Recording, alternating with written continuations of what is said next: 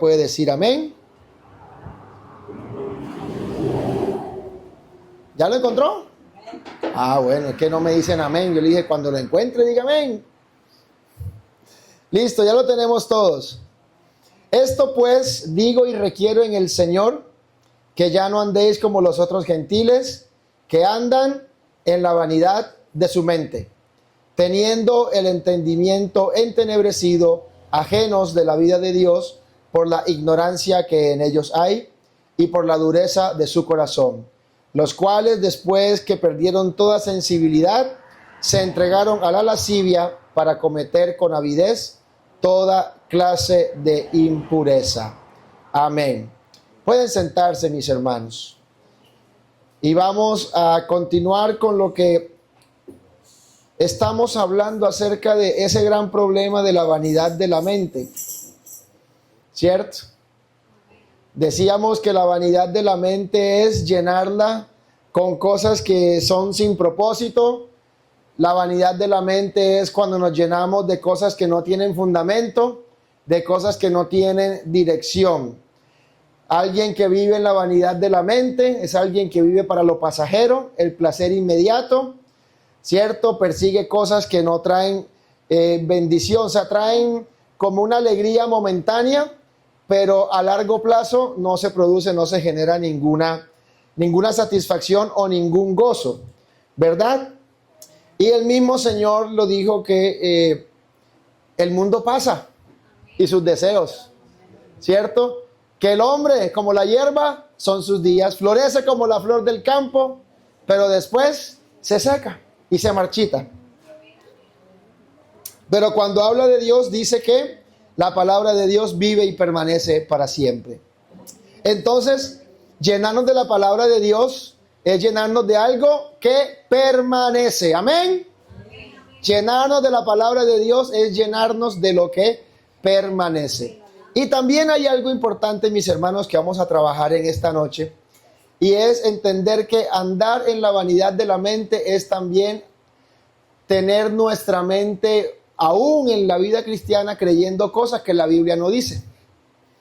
Es decir, todo aquel que tuerce las escrituras, todo aquel que adultera la doctrina, también está andando en la vanidad de la mente. Y esto es importante porque es una de las situaciones que el apóstol Pablo y los demás apóstoles tienen que enfrentar en ese primer siglo de la iglesia. Y una de las cosas que ellos tienen que enfrentar es la cantidad de filosofías, ¿cierto?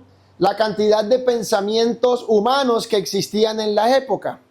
Y sabe que hoy en día siguen esos pensamientos, siguen esas filosofías, y algunos de esos pensamientos humanos se han disfrazado de escritura o se han disfrazado de palabra de Dios para meterse en la iglesia. Y nosotros debemos entonces recordar que la palabra de Dios es una leche espiritual no adulterada.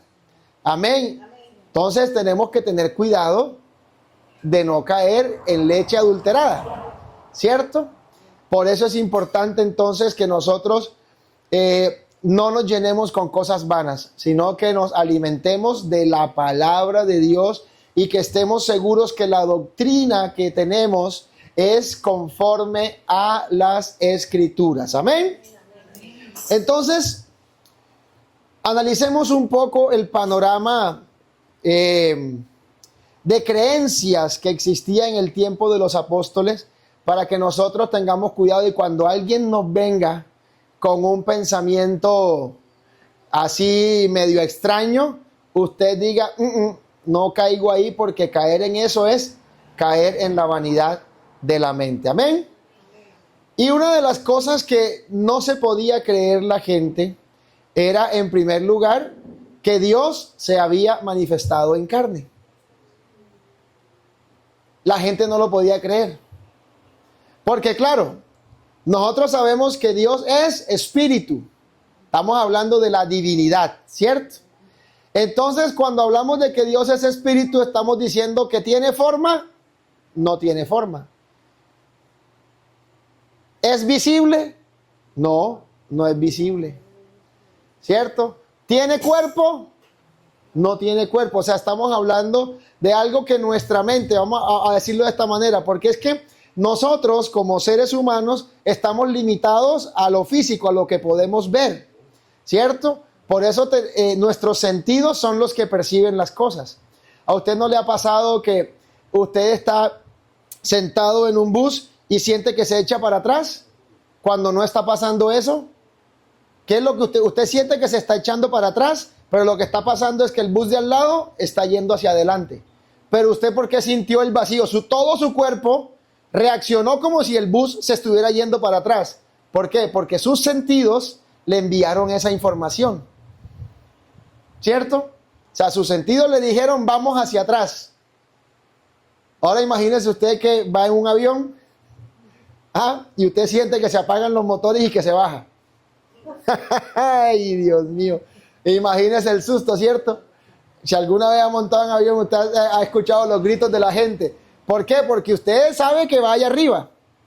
¿Ya? Pero usted al mínimo bajón que siente, usted cree que eso se va a desarmar. Y además, y si usted mira el ala y usted ve que el ala va haciendo así, y usted cree que eso se va a romper. ¿Ya? Pero realmente el hecho de que se mueva significa que no se va a romper. Porque para eso está diseñada, para que se mueva y para que usted no sienta tan fuerte las ráfagas de aire. Entonces, claro, cuando nosotros nos concentramos y queremos explicar todo desde nuestros sentidos, terminamos cometiendo errores en la interpretación bíblica. ¿Por qué? Porque es que esto tiene primero que ser revelado. Y es Dios el que inspiró las escrituras. Amén. Entonces, claro, estas personas no podían creer que Dios, que es espíritu, se pudiera manifestar en carne. Y entonces, cuando les hablan de Jesucristo, que Jesucristo es el Hijo de Dios, que Jesucristo es Dios manifestado en carne, ellos no lo podían creer. ¿Sí lo ven? Y entonces, claro, no podían entender el evangelio.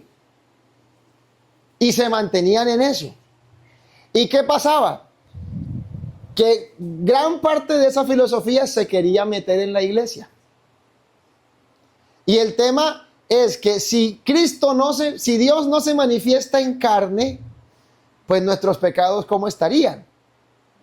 Todavía estarían allá. Todavía estaría la deuda.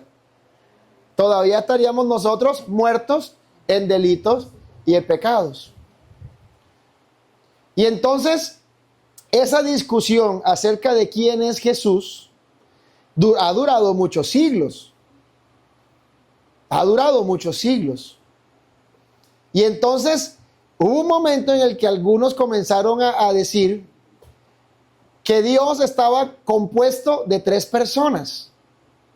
Eso aparece más o menos ya en el siglo III, el siglo IV. Y ahí aparece la doctrina de la Trinidad, la enseñanza de la Trinidad. Eso aparece en el siglo III. Porque ellos quieren separar al Hijo del Padre, ¿cierto? Quieren mostrarlo como 2 personas distintas con voluntades diferentes o voluntades independientes, digamos, con autonomía. Y todo esto influenciado ¿por qué? Por filosofías humanas. Porque en la Biblia nosotros tenemos claro, ¿cierto? Lo tenemos ahí explícito, que Dios en esencia es uno, es único y es indivisible. O sea que toda parte de Dios es Dios. Dios no está dividido en partes o pedazos y ni siquiera en personas. Y de hecho la palabra persona tiene una decadencia que ha venido a través de los siglos. Porque el que introdujo el término persona para hablar de Dios, de las 3 personas divinas, fue un hombre llamado Tertuliano. Ese señor dijo que Dios es una esencia, o sea, un solo Dios y 3 personas divinas.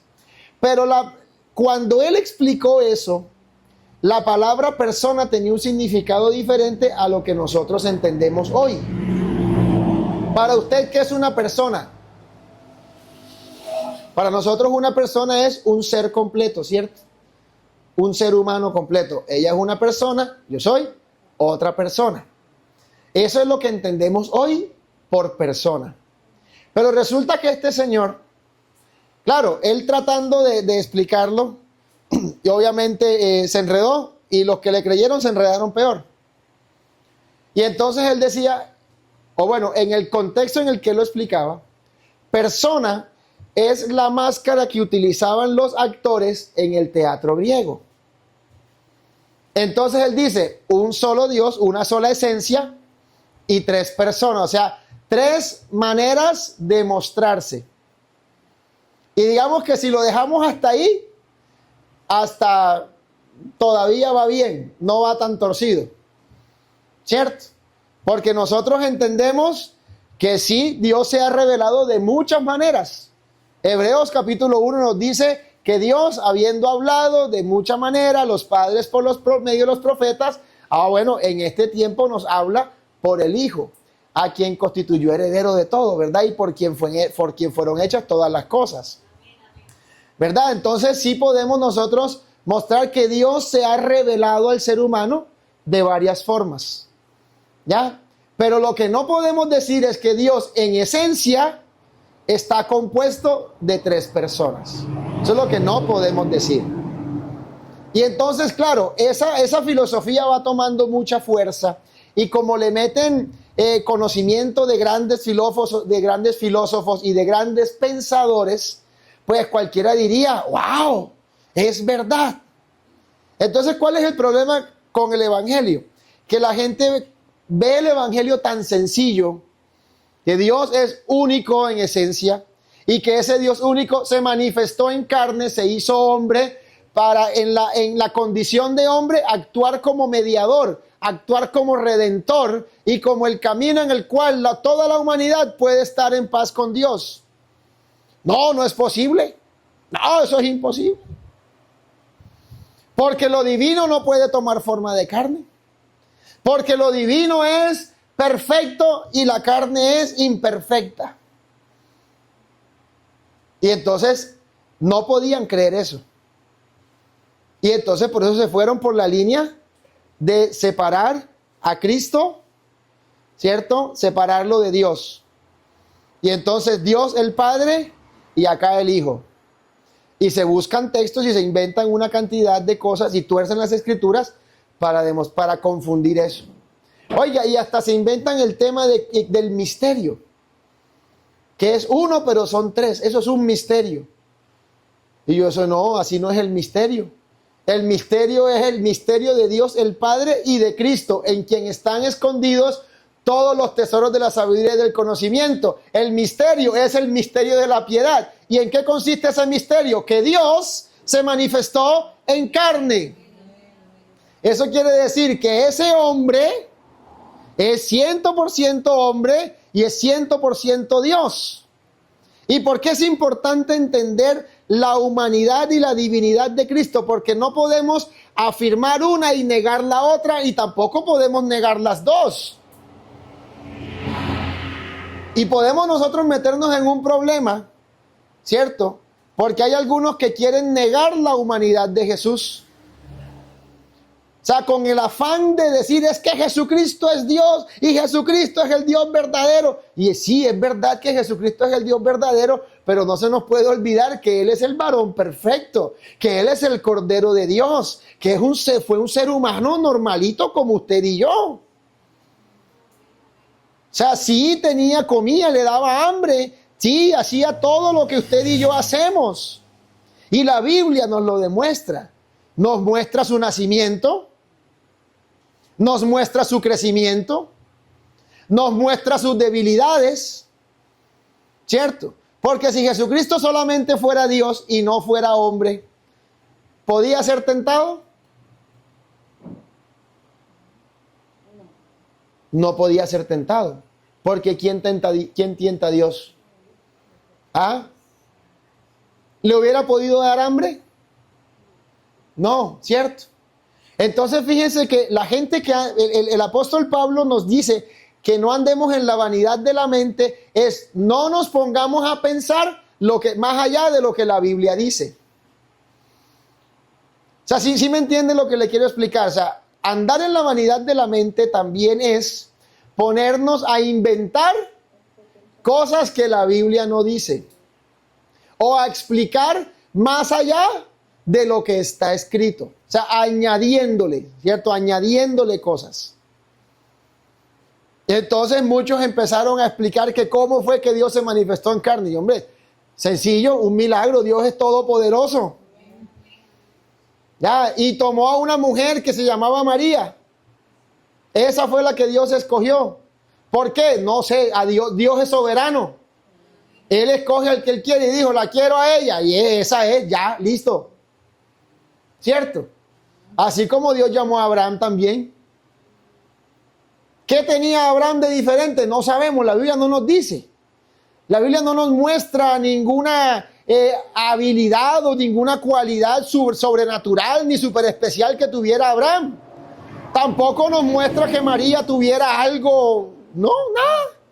Una joven, se ve que era una mujer juiciosa de su casa, sujeta a sus padres, temerosa de Dios.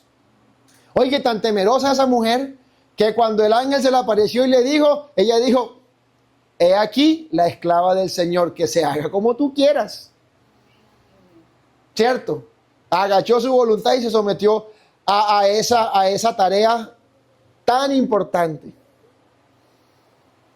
Entonces, cuando uno quiere ponerse a explicar cosas que en la Biblia no dice y tiene que meterle argumentos humanos para explicar las escrituras, ya están dando en la vanidad de la mente. Y fíjese que un error que se comete muchas veces de esto de andar en la vanidad de la mente con respecto a doctrinas equivocadas. Entonces dicen, no, pero es que mire que el apóstol Pablo dice en la carta de Tesalonicenses 5 que nuestro ser, espíritu, alma y cuerpo. Entonces nosotros humanos somos seres tripartitos, estamos de tres partes, espíritu, alma y cuerpo. Entonces asimismo, Dios es Padre, Hijo y Espíritu Santo. Y eso no es así. ¿Y por qué razón?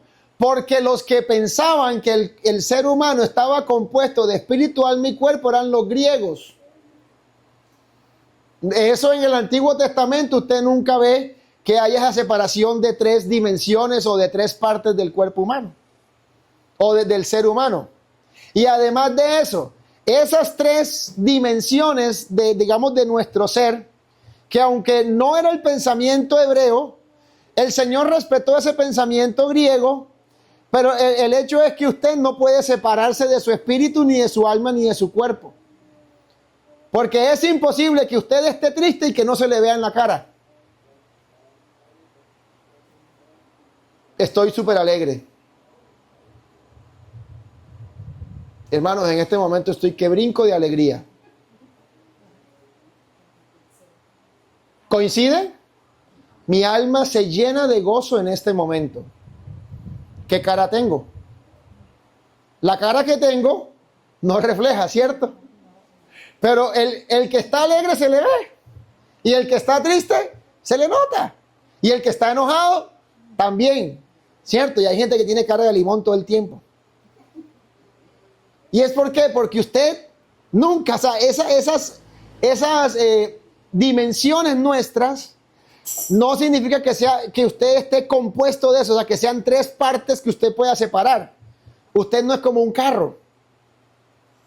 Porque hay gente que piensa que Dios es como un carro. No, es un carro que está compuesto de varias partes. Usted le puede quitar las llantas, le puede quitar las puertas, le puede quitar el motor, le puede quitar la silla, le puede quitar eso, le puede quitar.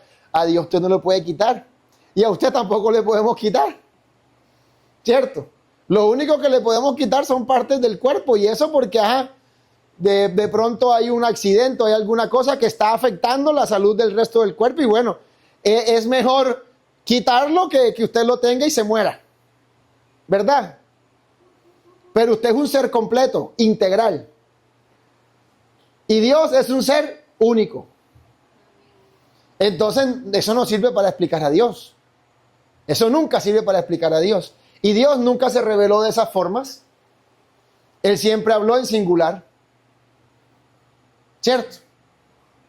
Siempre habló en singular. Y entonces andar en la vanidad de la mente es ponerme a explicar, tratar de explicar a Dios con cosas diferentes a lo que Él se reveló. O sea, yo no puedo decir quién es Él por fuera o añadiéndole a lo que Él ya dijo que era. Y Él dijo, fuera de mí no hay Dios. No lo será, ni será formado antes de mí ni después de mí. ¿Y en qué pronombre está hablando? Pronombre singular. ¿Cierto? ¿O está hablando en plural? Está hablando en singular. Antes de mí, uno, no fue formado Dios, ni lo será después de mí. O sea, Dios siempre se mostró como uno solo. Como uno solo. Ahora bien, ¿qué es lo que ha hecho el Señor? Él tiene una multiforme gracia. Una multiforme gracia. O sea, muchas maneras en las que puede darse a conocer. Incluso mire que el apóstol Pablo en Romanos capítulo 1 dice, las cosas invisibles de Dios, su eterno poder y deidad, se hacen claramente visibles por medio de las cosas creadas. El Salmo 19 dice, los cielos cuentan la gloria de Dios y el firmamento anuncia la obra de sus manos. Eso quiere decir que por medio de la creación, Dios se ha dado a conocer al hombre. Para que el hombre entienda que todo esto tiene un orden. Hay un creador. Que hay un diseño. Que este mundo no llegó aquí al garete, no llegó aquí de sorpresa, ni de manera desordenada, no es golpe de suerte, no.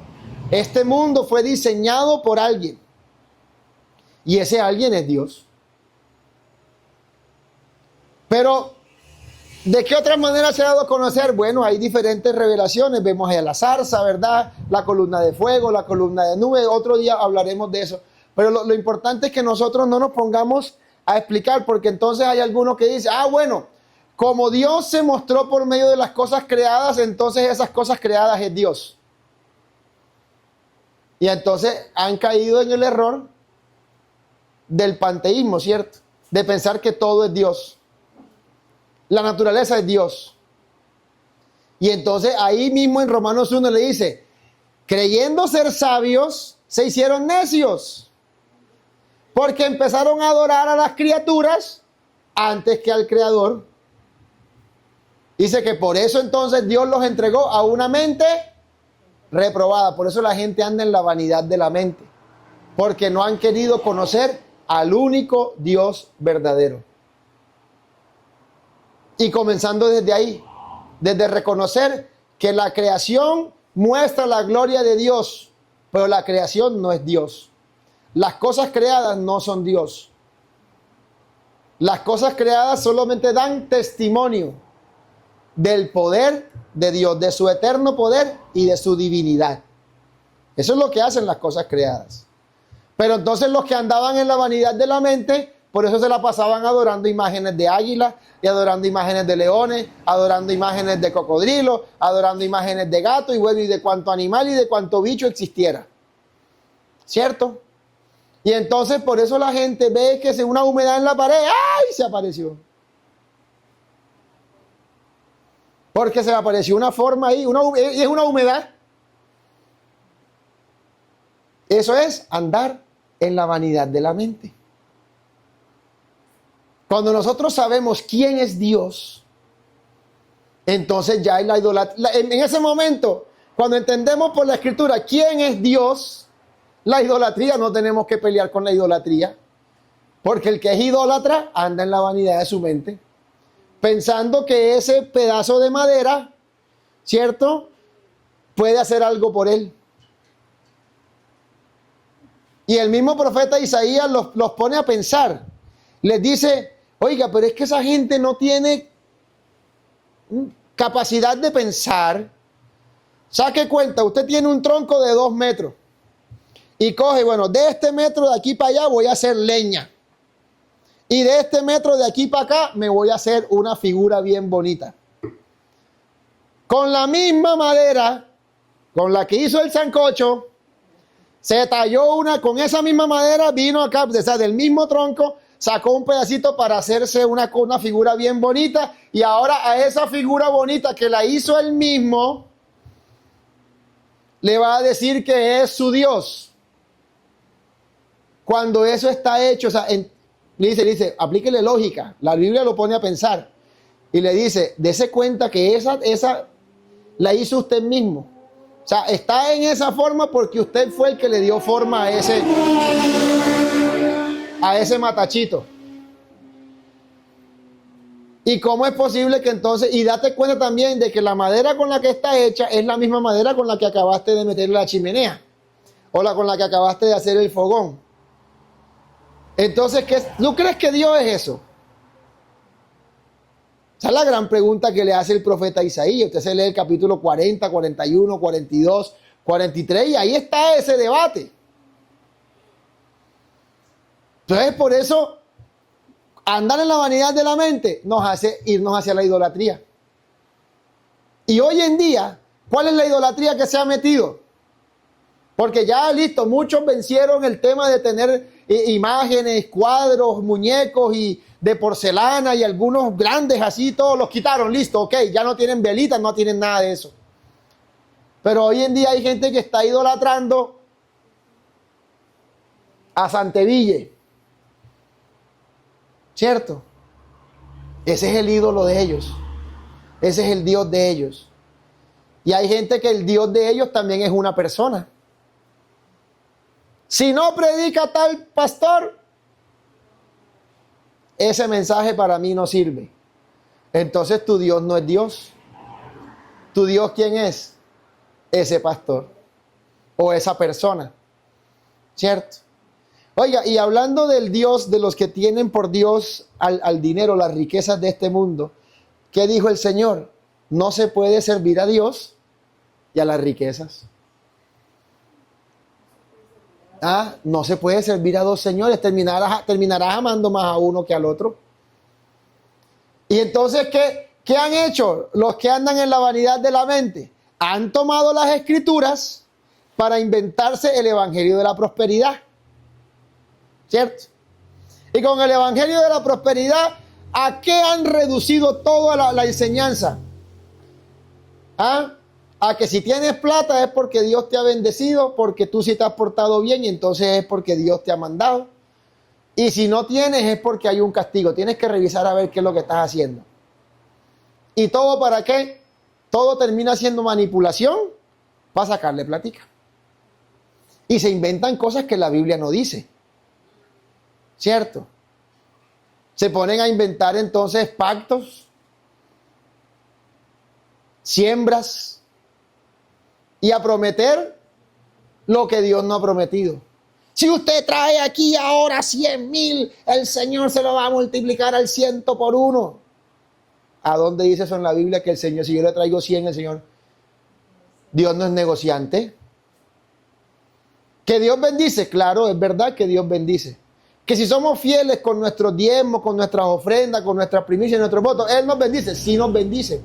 Pero nosotros no vamos detrás de eso. Nosotros no vamos detrás de eso. Incluso diezmamos porque Él es nuestro Dios, ¿cierto? Y porque ya nos bendijo. Y reconocemos que todo es de Él. Y por eso traemos nuestros diezmos. Y ofrendamos porque Él ya nos dio. Y según Él nos haya bendecido, nos dice, propon tú en tu corazón, ¿cierto? Dice, cada uno dé como propuso en su corazón. Fíjate que en este tiempo el Señor no te pone medida y dice lo que tú quieras dar. ¿Qué espera Dios? Que tengamos un corazón generoso y que demos con alegría, porque Él ama al dador alegre. Pero yo no puedo inventarme cosas de la Biblia para decirles que usted tiene que dar tanto si quiere que Dios lo bendiga. Y a veces llegan y le dicen, si no estás avanzando, y si no estás creciendo, y si no estás aumentando, y si no estás ensanchando, es porque no estás dando. ¿Dónde dice eso en la Biblia? Eso no lo dice la Biblia. Pero allá ve usted iglesias llenas de eso. Porque ¿con qué están jugando? Con la ambición de la gente. Están jugando con la ambición de la gente. ¿Cierto? Y ahora está de moda el evangelio de la prosperidad emocional. El evangelio de la prosperidad emocional es que usted tiene que estar siempre contento, siempre feliz. Si usted está triste, se siente decaído, se siente desanimado, es porque hay un pecado en usted. ¿Cierto? Y cantan, no puede estar triste un corazón que alaba a Cristo. No, sí puede estar triste. Tiene todo el derecho de estar triste. Ya. Y hay muchos que se preguntan, ¿y por qué me pasó esto a mí, Señor, si yo te servía? ¿Y quién dijo que servirle al Señor implica que vas a estar libre de problemas? Si el Señor mismo te lo dijo, en el mundo tendrás aflicción. Y si nos devolvemos al Antiguo Testamento, el salmista dijo, muchas son las aflicciones del justo. Ahora, la promesa que tenemos es que en medio de esa aflicción, el Señor estará con nosotros. El escritor del Salmo 23 dice, aunque ande en valle de sombra de muerte. O sea, él no dice, tú nunca me vas a dejar pasar por el valle de sombra de muerte. Eso no dice. Porque, claro, el evangelio de la prosperidad emocional siempre es, tú estás en victoria, tú no estás en derrota, y atraviesa el Jordán, y abre ese mar, y tal, y esto y lo otro, y entonces la gente sale, uy, sí, todo lo puedo, voy para adelante, nada me puede detener, soy imparable. Eso es lo que le venden a la gente, y eso es andar en la vanidad de la mente. Porque yo tengo que aterrizar a la realidad. ¿Cierto?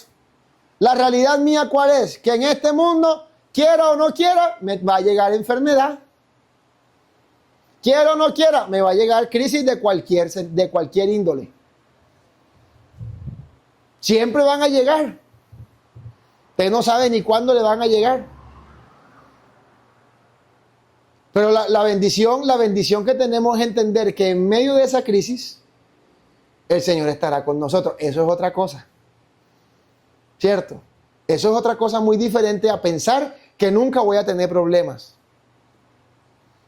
A pensar que porque le sirvo al Señor, que porque le di al Señor, que porque hice esto para el Señor o porque fui al culto, ya se van a desaparecer todas las dificultades. No, ahí van a seguir. Lo que voy a tener es la fidelidad de Dios acompañándome. Porque el Señor nunca le dijo al pueblo, nunca le evitó el desierto. O sea, piense usted, ¿podía Dios sacarlos así con una aspiradora de celestial a todo el pueblo de Israel y ponerlos acá? En la tierra prometida, ¿lo podía hacer el Señor? Claro que sí podía. Pero Dios le dijo, no, vamos a pasar por el desierto. Pero en el desierto, el pueblo no pasó hambre. En el desierto, la ropa crecía con ellos. Entonces, sí, hay momentos en los que tendremos que pasar por el desierto. Porque Dios nunca nos prometió que nos iba a librar de todas las aflicciones. No, muchas son las aflicciones de justos. Pero de todas ellas el Señor, ahí dice lo librará. Pero lo librará no lo dice en el sentido de que van a desaparecer, no. Pero de todas ellas lo librará el Señor, quiere decir es que el Señor lo va a ayudar a salir en victoria de esa situación. Entonces mire cómo hay muchas cosas que aparentemente son Biblia, pero que son vanidad de la mente. ¿Y cuál es el llamado que nos hace el Señor? A que nosotros busquemos la verdadera dirección de Dios, a que entendamos cuál es el espíritu que hemos recibido, cuál es la mente que tenemos. ¿Cuál espíritu hemos recibido? El espíritu de Cristo. ¿Y cuál mente tenemos? La mente de Cristo. Entonces, con ese conocimiento, con esa identidad que tenemos, Entonces debemos andar como es digno de un verdadero hijo de Dios. O sea que no nos vamos a dejar llevar por filosofías huecas, por sutilezas vanas, ¿cierto? Sino que nos vamos a dejar guiar por la verdad que hay en Jesús. Que eso es lo que dice el versículo 20. Vosotros no habéis aprendido así a Cristo, si en verdad le habéis oído y habéis sido enseñados por Él conforme a la verdad que está en Jesús. O sea que nosotros, ¿cómo andamos? Andamos conforme a la verdad que está en Jesús. Por eso comencé hablando que nosotros debemos entender quién es Jesús. Debemos entender claro quién es Él. Y Él es el único Dios verdadero. Sí, es el único Dios verdadero. No hay otro como Él. Incomparable. El Dios eterno es Jesucristo, que se manifestó en carne. ¿Cierto? Se hizo como uno de nosotros para ser Él mismo el mediador. Por eso entonces el apóstol Pablo dice, hay un solo Dios y un solo mediador entre Dios y los hombres. Jesucristo, hombre, el cual se dio a sí mismo por nosotros, por nuestros pecados, por nuestra maldad. Y entonces nos recuerda que debemos andar conforme a la verdad que está en Jesús. Y que no debemos nosotros abrirle nuestro corazón a enseñanzas de falsos maestros disfrazadas de verdad. Porque ahí mismo nos hizo la advertencia. En el mismo capítulo 4, usted se devuelve al versículo 14 y nos dice el apóstol que él no quiere que seamos niños fluctuantes llevados por doquiera de todo viento de doctrina. Porque hay gente que usa con artimañas del error, hay gente que emplea con astucia las artimañas del error y aplican estrategias, el estratagema, ¿cierto? Acuérdense que el estratagema, ¿qué es? El engaño. Yo les expliqué alguna vez cuando estábamos entendiendo esa palabra estratagema. Yo les decía que usted piense en los que juegan. ¿Usted no ha visto en las plazas que están los que juegan con la bolita? ¿Dónde está la bolita? ¿Dónde está la bolita? ¡Ay, ay, ay! Ya, y entonces hay uno, dos, o hay dos o tres ahí que son cómplices, ¿verdad? Yo pongo 10, yo pongo 5, yo pongo tanto y tal. Y entonces llega usted ahí de, yo quiero jugar también. ¡Ay, no te ve como bueno! Está fácil ganar. Y cuando llega usted, ellos dicen, cayó el primer bobito. Y comienzan y lo pelan, y lo pelan. Y cuando usted viene a ver, está limpio. ¿Por qué? Porque ellos, en medio del movimiento rápido, astucia, artimaña, estratagema de engaño, tienen el juego amañado para que usted siempre pierda y ellos sean los que ganen. Pero ¿qué tenemos que hacer? Versículo 15. Seguir la verdad en amor. Seguir la verdad en amor, es cierto, sino que siguiendo la verdad en amor, crezcamos en todo en aquel que es la cabeza. ¿Quién es la cabeza de este cuerpo? Cristo. ¿Y cómo andamos nosotros? Conforme a la verdad que está en Jesús. Qué maravilloso esto, ¿verdad? Por eso entonces tenemos que crecer en el conocimiento de la palabra. Crecer en el conocimiento de las doctrinas.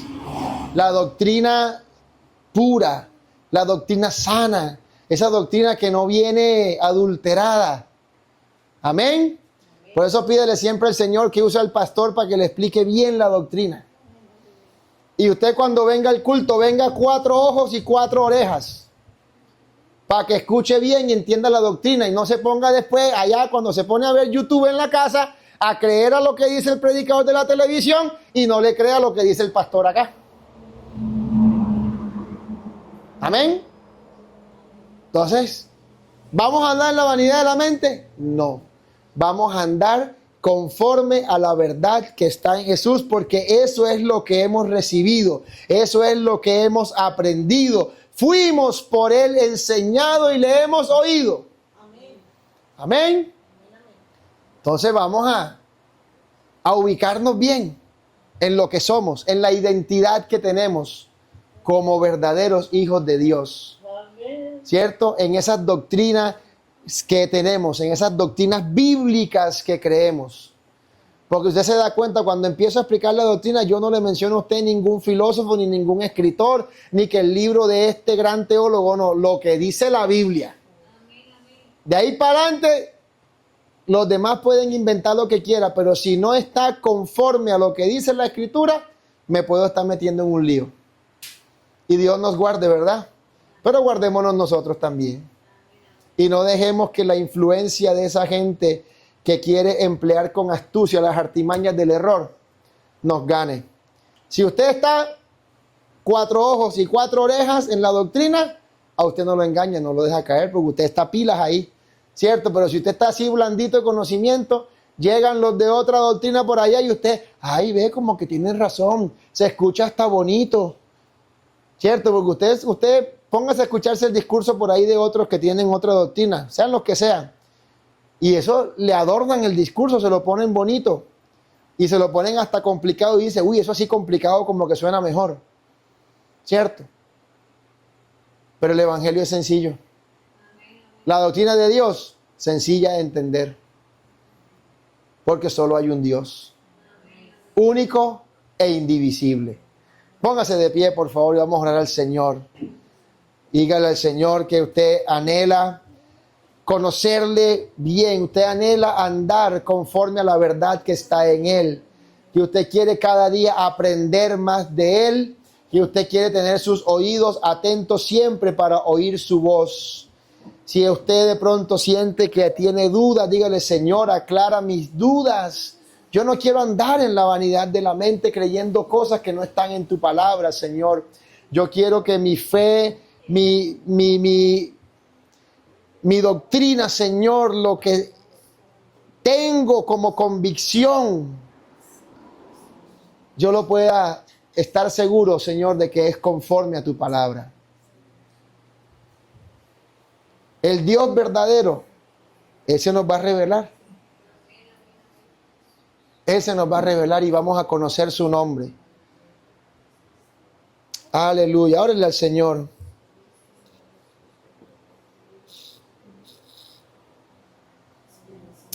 Amado Dios, Señor, entendemos por tu palabra que eres el único Dios, que fuera de ti no hay más.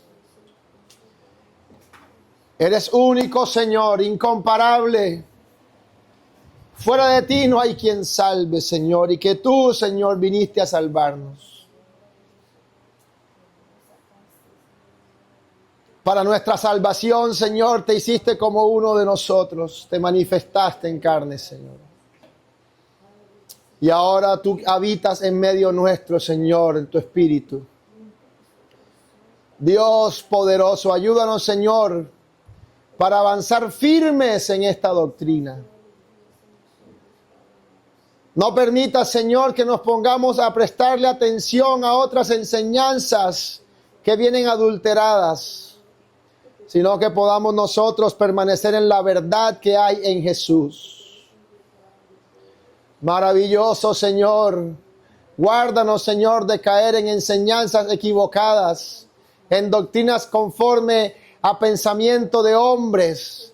Nosotros queremos permanecer en la doctrina bíblica, en la doctrina de los apóstoles y profetas. Allí es donde queremos permanecer, en la doctrina que hemos recibido de ti, Señor. Guárdanos, Señor, de contaminar la enseñanza con cualquier otra filosofía o pensamiento humano, Señor. Que podamos permanecer siempre y perseverar en la doctrina